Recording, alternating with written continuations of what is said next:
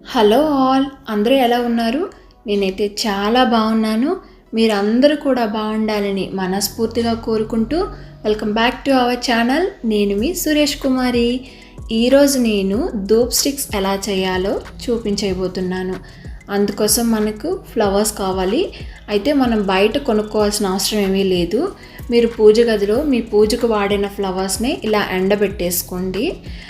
Next మనకు కావాల్సింది పేడ. ఒకవేళ మీ దగ్గర పచ్చిపేడ ఉంటే పర్వాలేదు, పచ్చిపేడ లేదు అనుకుంటే ఇలా పిడకలు తెచ్చుకోండి. నేనైతే 2 పిడకలతో చేస్తున్నాను. ఒకవేళ ఫస్ట్ టైం కనుక ట్రై చేసినట్లయితే మీరు కొద్దిగా చేసుకోండి, అలవాటు పడతారనమాట. ఇలా నేను పిడకని డైరెక్ట్గా మనం మిక్సీలో తుంపి వేసేస్తే మిక్సీ పాడవుతుందని చెప్పి నేను ఇలా దంపేసుకుంటున్నాను అనమాట.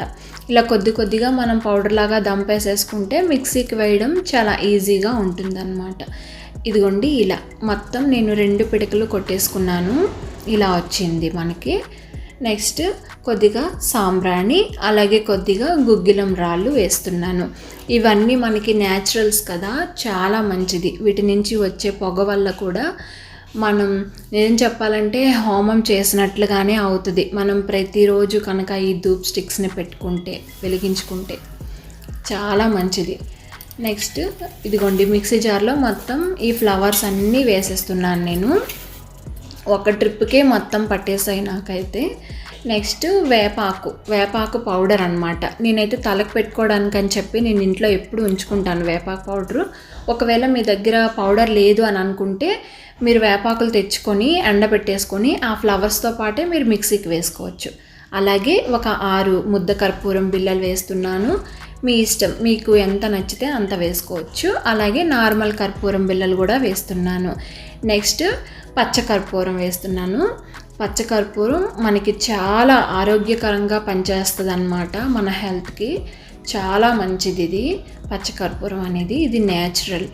అలాగే మనం దంపి పెట్టుకున్నాం కదా సాంబ్రాణి, గుగ్గిలం, దీన్ని కూడా మిక్సీ జార్లో వేసేస్తే మొత్తం అంతా ఈవెన్గా మిక్స్ అవుతుంది అన్నమాట. అందుకే నేను మిక్సీకి వేసేసాను. చూసారా, ఇలా మెత్తటి పౌడర్ లాగా అవ్వాలి. ఇలా పౌడర్ అయిపోయిన తర్వాత నేను పేడ పిడకని కూడా పౌడర్ చేసేసుకున్నాను. అలాగే దీని మొత్తాన్ని ఒక బౌల్లో వేసేసుకోండి. ఇలా మనం ఆడుకున్న సుగంధ ద్రవ్యాల పౌడర్, అలాగే పేడ పౌడర్, ఈ రెండింటిని మనం వేసేసుకున్నాం. మీరు వేపాకు అయితే మీరు మిక్సీ జార్లో వేసేసుకుంటారు కదా, పర్వాలేదు. నేను ఆల్రెడీ పౌడర్ కాబట్టి నేను ఇలా లాస్ట్లో వేస్తున్నాను. ఇలా మొత్తం కలిపేసేయండి. మీరు నెయ్యి వేయాలనుకుంటే ఇప్పుడు వేసేసేయచ్చు, లేదంటే మొత్తం మిక్స్ చేశాకనే వేయండి. ఇలా అయితే పిండి మొత్తం ఒకేలాగా ఈవెన్గా కలుస్తుంది అన్నమాట. ముందు వేయకుండా మనం కలుపుకోవాలి, నెయ్యి వేయకుండా. ఇప్పుడు నేను నెయ్యి వేస్తున్నాను.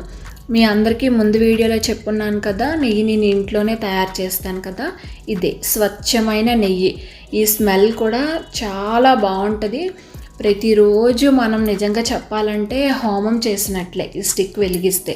ఎందుకంటే ఇందులో మనం అన్ని సుగంధ ద్రవ్యాలు వాడాం, కెమికల్స్, ఎటువంటి కెమికల్స్ వాడలేదు కదా. సో అందుకని చెప్తున్నాను నేను.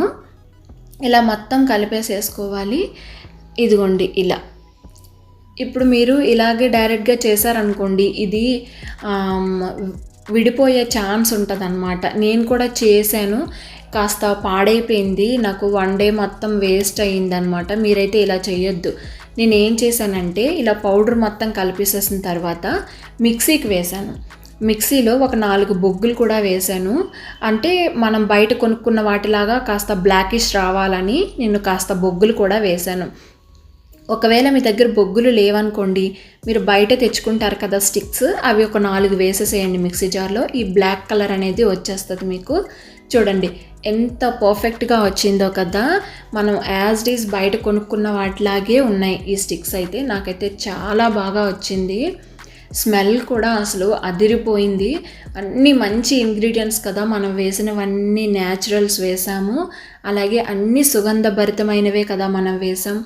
అందువల్ల మంచి సువాసన కూడా వస్తుంది. ఈవెన్ ఇప్పటికీ కూడా ఇవి తయారు చేసి 10 or 15 days పైన అవుతుంది.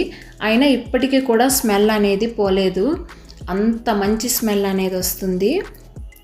చూడండి, ముందు నేను తయారు చేశాను కదా, కాస్త చిన్నగా చేశాను, అవి ఫాస్ట్గా ఎండిపోయాయి అన్నమాట.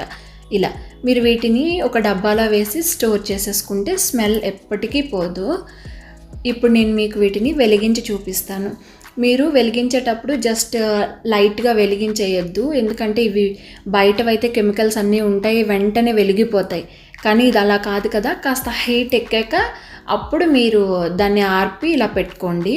అసలు పొగ కూడా చాలా మంచిగా వస్తుంది. చాలా బాగా అనిపించింది నాకు, చాలా తృప్తిగా, చాలా హ్యాపీగా అనిపించింది. మనం చేతులతో చేసుకుంటే అది మనకి చాలా మంచిగా హాయిగా అనిపిస్తుంది కదా. Please like, share and subscribe.